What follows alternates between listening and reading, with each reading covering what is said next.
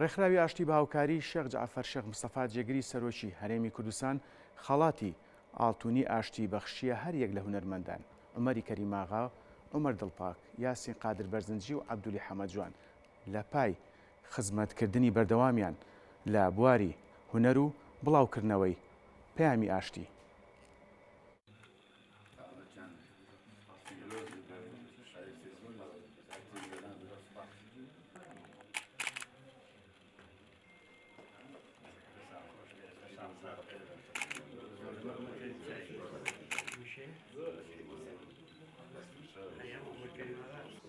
ئێمە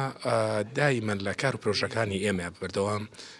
چالاکیەکانمان واگرێتەوە کە هەموو تەوەرەکانی تایە، تەوەری هونەرمەندە، تەوەری ڕۆژنامە نووسان. ئێمە پێش ئەمە کاری ڕێزینانمان بۆ ڕۆژنامە نووسان کرد، ئەو بسەرجە میدیاکانی گرتەوە بە بێ جیاوازی بە میدیانی و دەوڵەتیەکانیش. ئەمڕۆ کە پۆلێک لە هونەرمەندانی خۆشەویست کە لە شاری سلێمانیە نمونەی فەلسەفەی و ڕۆشنبیری کوردین، ئەم سێ کەسایەتیە بەڵکو چوار کەسایەتی بنیشیان ئەمڕۆ تۆزێک ناساغ بوو نەیتوانی ئامادە بێ، بەڵام ئەم چوار کەسایەتیە چوار کەسن لە شاری سلێمانیە دەورێکی کاریگەریان هەبووە لە بواری پاراستنی هونەری کوردی و ڕۆڵی ئەکتیڤ و بەرچاویان هەبووە بۆ خزمەتکردنی هونەر. ئەمڕۆ ڕۆژێکی تایبەتە بۆ ئێمە، من و هاوڕێیانم مامۆستا عومەر دڵپاک،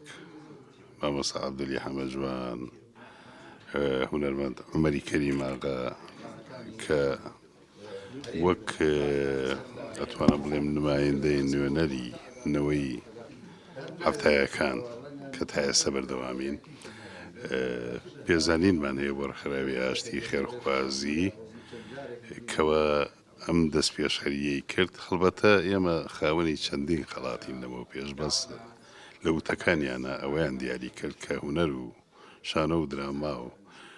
بەرهەمی قەڵەمی ئێمە نووسینەکانمان لە پێناوی ئاشتی و ڕێزگرتن لە بەها گەورەکانی بەها بەرز و گەورەکانی مرۆڤایەتیە بووە.